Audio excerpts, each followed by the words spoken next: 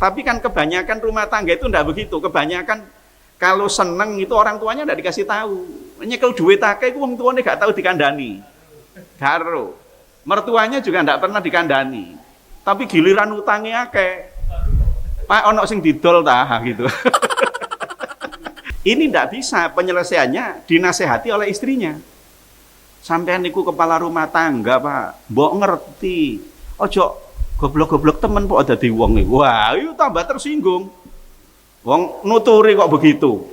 Bano Ustaz pokoknya bengi gak tak kei. Bahaya. Dia bisa cari keluar nanti. Katut perempuan lain. Apalagi wongnya ganteng, si enom, gagah. Masih gak nyekel duit, wong wedok-wedok akeh sing seneng gitu. Ini banyak yang tertawa, sepertinya pengalaman. Iya sebabnya jamaah ganteng-ganteng kabeh ini.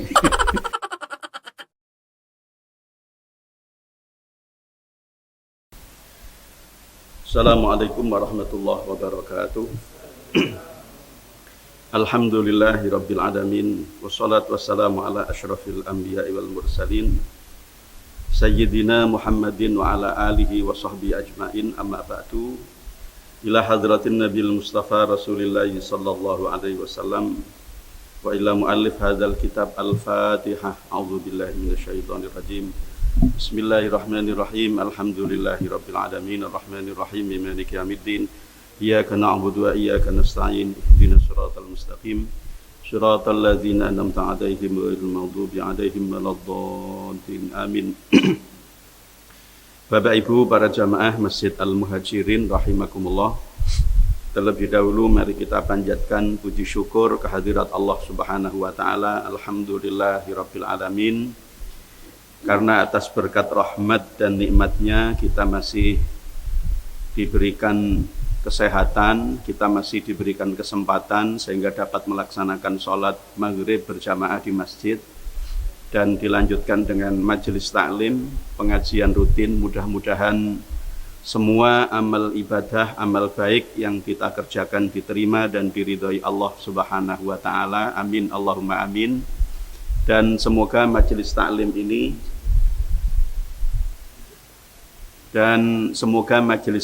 ini menjadi ilmu yang bermanfaat untuk kita semuanya. Amin Allahumma amin. Selanjutnya salawat dan salam semoga selalu dilimpahkan kepada Rasulullah Muhammad sallallahu alaihi wasallam, beliau yang kita harapkan syafaatnya kelak di hari akhir. Para jamaah rahimakumullah, melanjutkan kembali kajian kitab hadis Riyadhus Shalihin, masih di dalam bab tentang banyak jalan untuk melakukan kebaikan. Babun fi bayani kasrati turukil khair. Ada banyak jalan yang bisa kita lakukan untuk melakukan kebaikan. Sekarang kita lanjutkan hadis nomor 6, riwayat sahabat Abu Hurairah radhiyallahu an. Bismillahirrahmanirrahim. An Abi Hurairah radhiyallahu anhu qala, dari sahabat Abu Hurairah radhiyallahu an, ia berkata, qala Rasulullah sallallahu alaihi wasallam, Rasulullah sallallahu alaihi wasallam bersabda, kullu sulama minan nasi alaihi shadaqah. Setiap persendian manusia ada kewajiban sedekah untuknya. Jadi kita bisa bersedekah dengan gerakan tubuh kita, dari tulang persendian kita. Jadi semua aktivitas yang kita lakukan, termasuk gerakan persendian kita, itu kalau memang semuanya dalam rangka mencari ridho Allah, maka itu bernilai ibadah, dan itu termasuk sedekah. Sedekah yang tanpa mengeluarkan biaya. Ya. Kulla yaumin tatlu'u fihi syamsu. Ya. Jadi setiap hari saat matahari terbit, ya. Artinya kita bisa melakukan kebaikan itu mulai dari sejak bangun tidur, sejak matahari terbit itu sampai nanti tidur kembali sampai di malam hari. Nah, yang disebutkan Rasulullah Shallallahu Alaihi Wasallam di dalam hadis nomor 6 ini, meskipun sebagian memperkuat hadis-hadis sebelumnya tentang macam-macam sedekah itu, tetapi ada tambahan-tambahan, ya, ada tambahan-tambahan. Ta'dilu bainal isnaini sedekah. Jadi setiap hari kalau kita berusaha untuk mendamaikan dua orang yang bertengkar, itu juga sedekah. Jadi takdilu itu dari kata adil, adil itu artinya berlaku seimbang, tidak memihak. Ya, tidak memihak, termasuk di dalam memutuskan hukum itu harus adil, itu juga termasuk sedekah. Mendamaikan kedua orang yang berselisih itu juga termasuk sedekah. Berarti ngompor-ngompori orang, ya, provokator itu memprovokasi orang supaya tidak rukun, supaya bertengkar, itu berdosa. Ya, berarti menciptakan kedamaian, meskipun mohon maaf para jamaah agak bujui, itu boleh dalam rangka mendamaikan kedua orang yang berselisih. Dan menurut saya itu strategi, bukan bujui istilahnya. Nah, jadi ya memang bujui sama strategi itu bedanya tipis sebenarnya, ya. Bedanya tipis. Cuman kalau strategi itu kan politiknya, caranya itu bagaimana supaya tidak menyakitkan dan tidak menyimpang. Tapi kalau bujui itu konotasinya mesti negatif. Orang bujui itu konotasinya negatif. Nah, termasuk di dalam hadis Nabi yang lain itu disebutkan orang boleh berdusta kalau dia dalam rangka mendamaikan orang yang sedang bertengkar. Itu boleh. Jadi misalnya suami istri itu ya, dalam konteks kehidupan rumah tangga, untuk menjamin berlangsungnya kehidupan rumah tangga itu kan suami istri terikat oleh hak dan kewajiban. Dan hak dan kewajiban itu berjalan seimbang. Suami punya kewajiban yang secara umum itu adalah memberikan nafkah kepada keluarga, kepada istri dan anak, meskipun kalau dirinci ya banyak, ya, termasuk mendidik istri, mengajari istri dan seterusnya. Istri juga demikian, dia punya kewajiban kepada suaminya, meskipun dia juga punya hak dari suaminya, tapi dia punya kewajiban yang kewajibannya itu secara ringkas adalah mematuhi suaminya, ya. Jadi taat kepada suaminya. Tetapi kadang karena salah satu pihak ini tidak melaksanakan kewajiban, ini berarti faktor internal atau ada faktor eksternal yang bisa mengganggu, mengguncang kehidupan rumah tangga. Lalu terjadi konflik di sini, konflik antara suami istri itu. Kadang kalau suami istri itu dewasa dan betul-betul menyadari bahwa keluarga ini yang paling penting. Jadi yang dilihat itu keluarganya, bukan egoisme pribadi masing-masing suami atau istri. Maka penyelesaian konflik ini bisa oleh suami istri itu. Tidak harus keluar. Jadi orang luar tidak perlu tahu. Orang luar yang saya maksud bukan tetangganya, bukan. Tapi orang luar itu adalah termasuk orang tua dan mertua.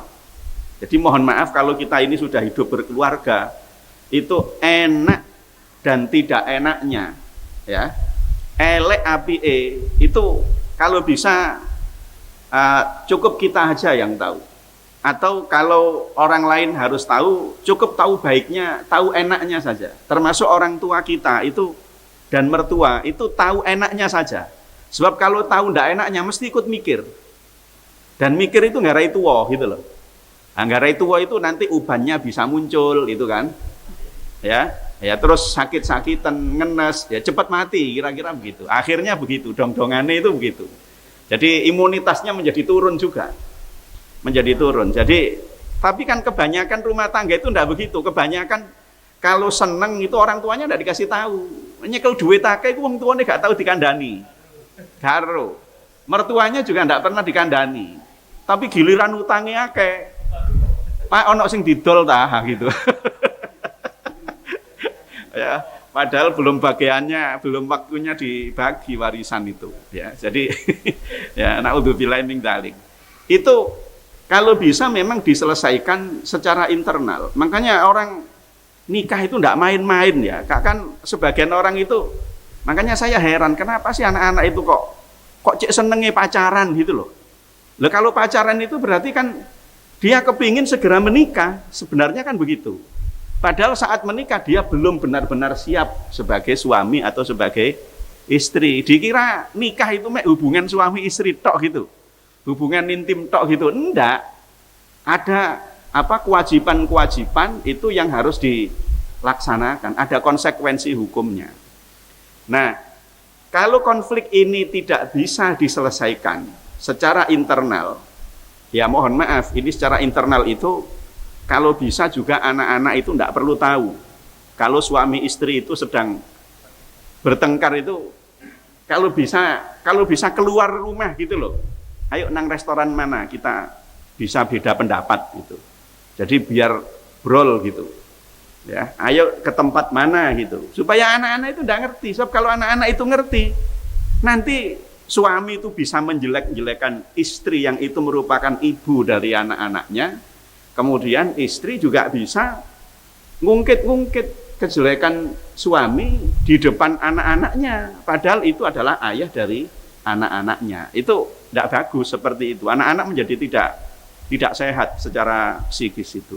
Ya, tapi kalau yang kecil-kecil aja ya lumrah lah. Tapi kalau yang prinsip ya, apalagi kalau ada kemungkinan pihak ketiga itu yang bisa mengganggu, misalnya perselingkuhan itu kan agak susah diselesaikan internal, itu agak susah. Kadang tidak bisa diselesaikan berdua itu, mesti butuh orang luar, mungkin butuh orang tua, butuh mertua, atau mungkin butuh orang yang tidak ada hubungan keluarga sama sekali untuk mediasi itu. Tetapi prinsipnya begini, orang hidup rumah tangga itu kalau ada konflik, ada perselisihan, itu yang menyelesaikan ya suami istri ini.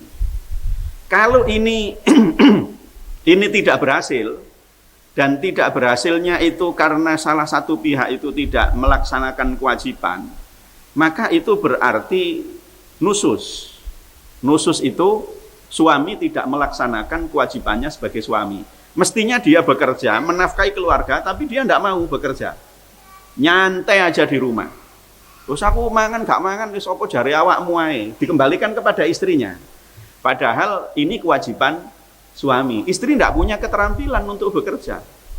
Nah, ini lalu istrinya menjadi tidak patuh kepada suaminya karena dia tidak mendapatkan nafkah dari suaminya. Ini namanya nusus. Suami nusus. Nusus itu suami tidak melaksanakan kewajibannya sebagai suami. Atau istri. Ya, istri tidak patuh kepada suami. Semuanya dicukupi, tapi istrinya ini senengannya keluar rumah, meninggalkan kediaman bersama tanpa pamit, tanpa izin. Itu nusus. Orang Jawa itu nyebut istilah nusus itu identik dengan pore. Apa pore itu? Pore ngambek, ya ngambul. Ya kalau ngambul hanya di dalam rumah aja ndak apa-apa. Wis ngambul wis ndak mau sementara wis pokoknya bencilah, geding dengan suaminya. Tapi kalau sudah meninggalkan tempat kediaman bersama, itu nusus. Ya, itu nusus. Nah, kalau ini terjadi nusus, itu kan penyelesaiannya. Kalau di dalam Al-Quran surat An-Nisa ayat berapa itu? 34 kalau tidak salah, yang ar-rijalu qawwamuna 'alan nisa itu. Kalau istri yang nusus karena dia tidak melaksanakan kewajiban sebagai istri, meninggalkan tempat kediaman bersama, tidak patuh kepada suami, maka suami pertama bisa menasehati. Jangan begitu, sampean itu istriku, ibu dari anak-anakku. Jangan pergi tanpa pamit begitu. Itu dinasehati. Karena kewajiban istri itu taat kepada suami. Nah, kalau ini tidak berhasil, itu suami bisa untuk sementara pisah tempat tidur. Wahjuruhunna fil madhaji. Jadi pisah ranjang. Wah, pisah ranjang itu tersiksa orang sudah.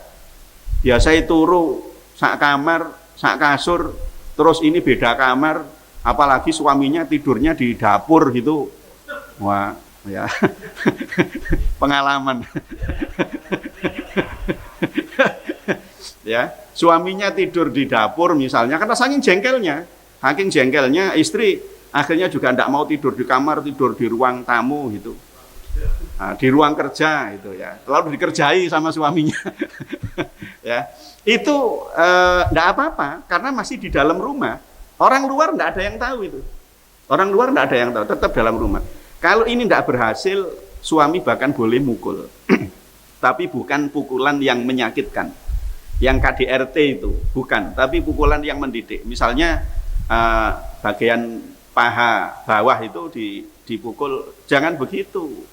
Ojo diterus-terus no gitu.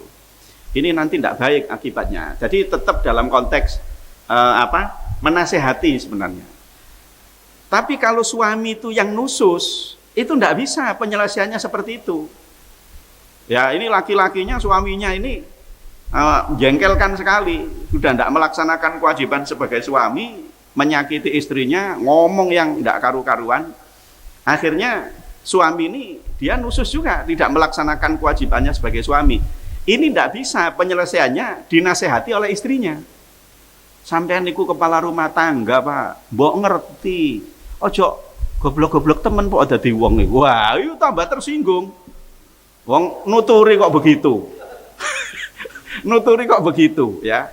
Nah, karena istrinya mungkin kadang usianya merasa lebih tua. Ya. Usianya lebih tua atau pengalaman pendidikannya dan lain sebagainya mungkin lebih tinggi. Tapi tidak boleh begitu, itu tidak bisa. Itu dinasihati begitu tidak bisa. Sampai nek enjene gak seneng ambek aku, Pak, apa sampean kate rabi maneh? Lah, wong lanang dikonok nih begitu terus bagaimana? Loh iya wis gak apa-apa. Njaluk apa? Nah, gitu akhirnya. Ini tidak bisa dinasihati karena di Al-Qur'an tidak sama penyelesaian khususnya istri dan suami. Lalu jangan dipisah ranjang suami itu. Jangan. Kata Bano Ustadz pokoknya bengi gak tak kei. Lo bahaya, dia bisa cari keluar nanti.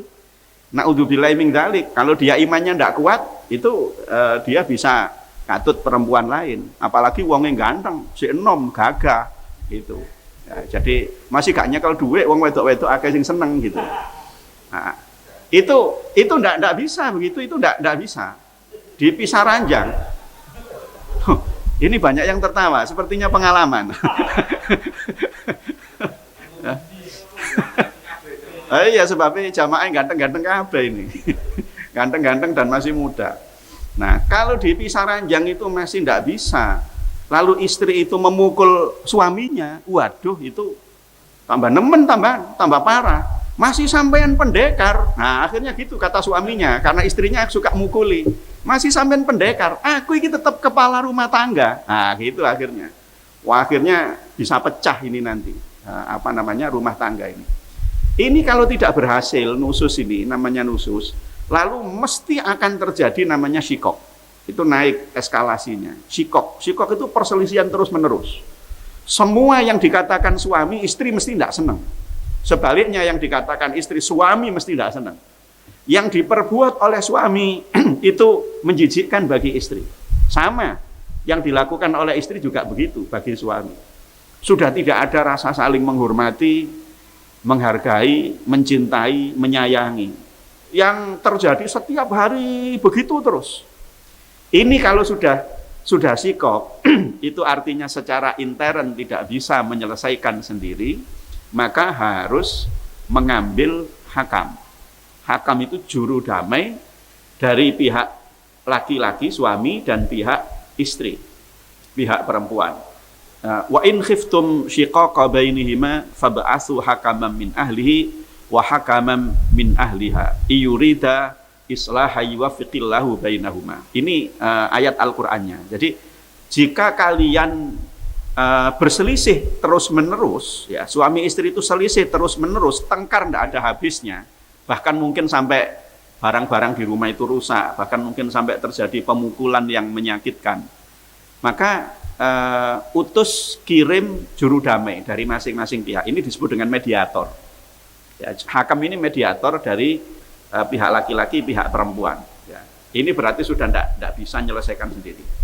Kalau ini tidak bisa juga, wah ini berarti sudah parah. Rumah tangga ini sudah parah. Kalau sudah orang tua didatangkan, mertua didatangkan, bahkan mungkin mak comblang dulu yang pertama kali itu gatuk nih, itu kan supaya ingat bagaimana dulu sampean itu bisa jadi suami istri sing asale ndak kenal belas, terus sampai punya anak kok sekarang bisa seperti ini. Itu maksudnya akan merekatkan kembali, ngelim kembali yang retak, yang mumpung belum betul-betul pecah itu. Kalau tidak berhasil, itu baru ke pengadilan. Itu sudah terakhir, jalan terakhir. Jadi itu tahapan-tahapannya seperti itu. Nah, siapapun yang terlibat sebagai mediator itu para jamaah, dia mendapatkan pahala besar ya. Jadi bukan hanya dalam konteks kehidupan rumah tangga ya, termasuk dalam konteks konflik di sebuah negara. Kayak Pak JK itu dianggap sebagai mediator yang baik saat menjembatani, memediasi Taliban itu dengan Mujahidin atau dengan pemerintah Afghanistan saat itu ya. Kemudian saat konflik di Aceh itu dengan GAM itu juga bisa itu pahalanya besar begitu itu ya. Jadi pahalanya besar. Jadi siapa saja yang bisa mendamaikan orang yang berselisih, yang bertikai itu pahalanya besar ya. Jadi bahkan boleh agak dusta-dusta dikit boleh. Tujuannya adalah supaya damai. Termasuk orang tua ngelihat anaknya itu kok tukaran aja, lalu berusaha mendamaikan sambil bujuk-bujuki titik gitu ya. Bujuk-bujuki dikit itu artinya kebaikan saudaranya itu selalu ditampakkan, bukan kejelekannya. Itu termasuk salah satu strategi supaya orang itu gampang damai. Itu salah paham, mestinya tidak begitu kok. Ini yang saya tahu begini. Nah, padahal sebenarnya juga benar yang disampaikan tadi itu. Ya, tetapi ditutup-tutupi supaya hatinya itu tidak semakin benci, ya, tidak semakin dendam kepada saudaranya. Itu termasuk sodaqoh. Ya, itu termasuk sodaqoh. Makanya kalau ada orang konflik, orang tengkar, jangan malah dikompori, jangan malah dikompori. Ya. Kalau kita di masyarakat itu kan ada Pak RT, Pak RW, itu juga bisa sebagai mediator, ya, sebagai mediator. Jadi pahalanya besar ya, pahalanya besar. Sudah isya ini. Demikian para jamaah, semoga bermanfaat, kurang lebihnya mohon maaf. Mari kita tutup dengan doa. A'udzubillahi minasyaitonirrajim. Bismillahirrahmanirrahim. Allahumma salli wa sallim wa barik ala sayyidina Muhammad wa ala ali sayyidina Muhammad walhamdulillahi rabbil alamin. Allahumma anfa'na bima 'allamtana wa 'allimna ma yanfa'una wa zidna ilman nafi'a. Rabbana atina fid dunya hasanah fil akhirati hasanah wa qina adzabannar. Walhamdulillahi rabbil alamin. Subhanakallahumma wa bihamdik asyhadu an la ilaha illa anta astaghfiruka wa atubu ilaik. Wallahu a'lam bishawab. Assalamualaikum warahmatullahi wabarakatuh.